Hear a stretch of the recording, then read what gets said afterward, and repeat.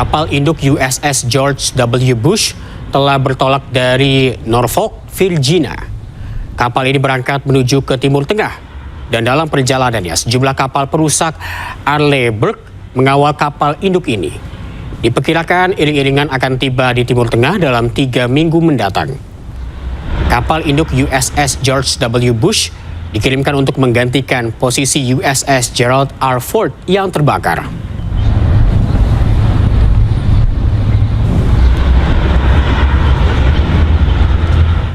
Kobaran api dan asap membumbung di langit Israel Utara setelah serangan Iran terhadap kilang minyak Haifa. Selain itu, serangan Iran juga menghantam 5 lokasi lain di Haifa serta jalan-jalan di kota.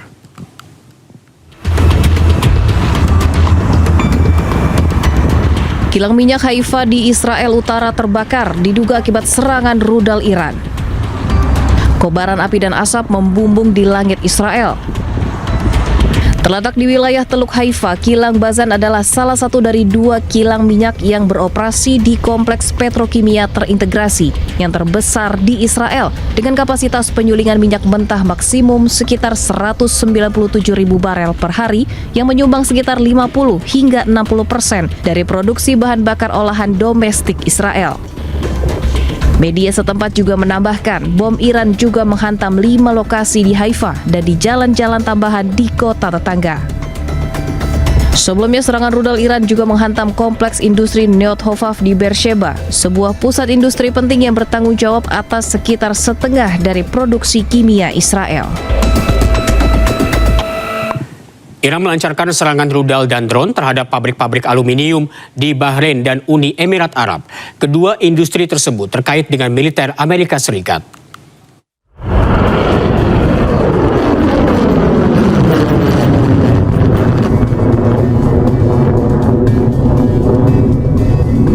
Korps Garda Revolusi Islam Iran melancarkan serangan rudal dan drone yang menghantam pabrik peleburan aluminium terbesar Uni Emirat Arab Al-Tawelah di Abu Dhabi.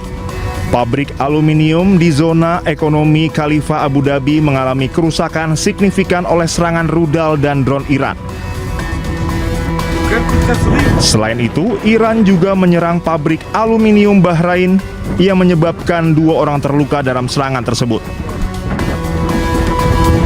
Iran melancarkan serangan rudal dan drone terhadap pabrik-pabrik aluminium di Bahrain dan Uni Emirat Arab karena diduga berafiliasi dan terhubung dengan sektor militer dan kedirgantaran Amerika Serikat. Iran mengatakan serangan tersebut merupakan balasan atas serangan Amerika Serikat dan Israel terhadap infrastruktur industri Iran yang diluncurkan dari pangkalan-pangkalan di negara-negara Teluk. Eskalasi perang Iran memasuki babak baru yang lebih berbahaya. Houthi meluncurkan serangan rudal balistik pertama dengan mengarah ke daerah militer Israel yang berada di wilayah Palestina Selatan.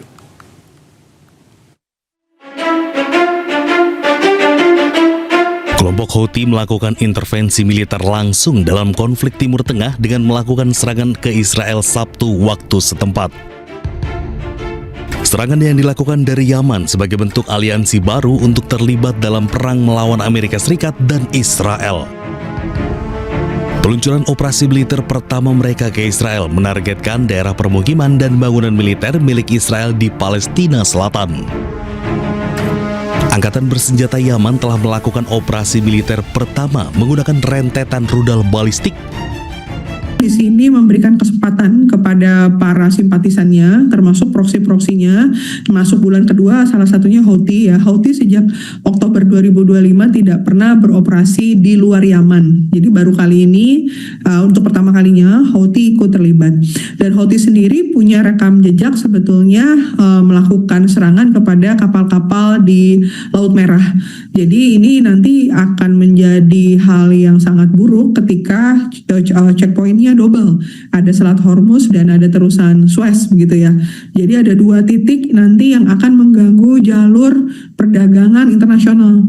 Dan ini kalau memang benar terjadi, maka akan jadi sejarah paling buruk dalam peperangan yang ada di muka bumi ini dan kemudian berdampak langsung kepada energi dunia ya, 80 tahun kayaknya tidak pernah ada kasus-kasus seperti ini. Jadi ini adalah hal yang sangat dihindari, sehingga wajar ketika publik di Amerika demo besar-besaran ya, ada knocking dan lain-lain. Kalau tadi ditayangkan sampai 8 juta orang diprediksi ya, begitu juga kelompok Yahudi yang anti Zionis di sana.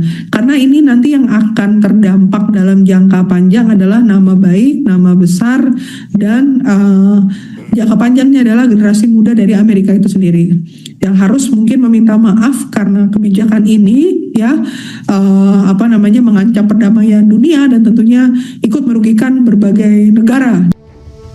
Kini dengan masuknya secara aktif melalui serangan rudal jarak jauh, peta konflik menjadi semakin rumit.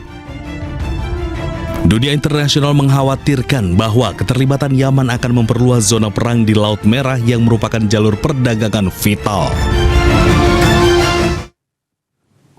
Konflik Amerika Serikat Israel dengan Iran meluas. Milisi Houthi Yaman mengumumkan masuk dalam pusaran konflik, memicu eskalasi konflik.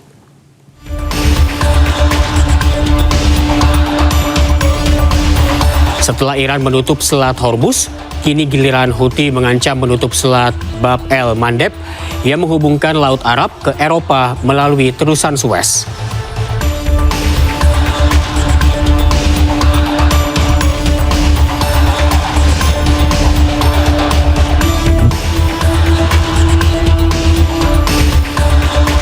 Jika Selat Bab el-Mandeb ditutup, kapal yang akan menuju Eropa melalui Laut Arab harus memutari benua Afrika.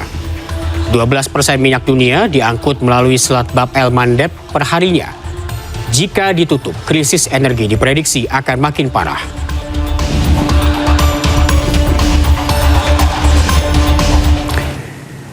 Siapa sangka dampak dari konflik Amerika Serikat, Israel, dan Iran sudah sampai ke kepulauan terpencil dan terisolasi.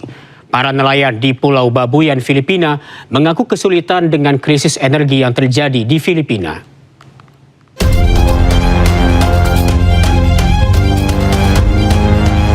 Dampak dari konflik AS Israel-Iran bahkan sampai ke pulau terpencil dan terisolasi di bagian utara Filipina. Kepulauan Babuyan tidak terlewat untuk mengalami krisis energi global. Bagi desa kecil di Kepulauan Babuyan Claro, kenaikan harga bahan bakar membuat para nelayan harus membayar lebih untuk menggunakan perahu. Mereka juga kesulitan untuk membeli barang kebutuhan pokok. Buhay lang kasi is fishing, kaya pagtataas yung mga bilihin at tataas yung mga presyo ng mga bangka, siyempre mahirapan na yung mga mga ordinaryong mamamayan, nahihirapan silang maghanap ng pera para sa ganun makabayad sila dun sa pagtaas ng mga pamasahe. Filipina merupakan negara yang sangat bergantung pada pasokan energi dari Timur Tengah. Lebih dari 90% Filipina menerima bahan bakar melalui Selat Hormuz yang saat ini secara efektif diblokir. Para sa amin dito sa napakalayong lugar ng Babuyan Claro, sobrang hirap po, sir. Lalo na sa pagkuha namin ng mga pangangailangan namin sa mainland. Sobrang hirap po kasi nagtaasan po lahat.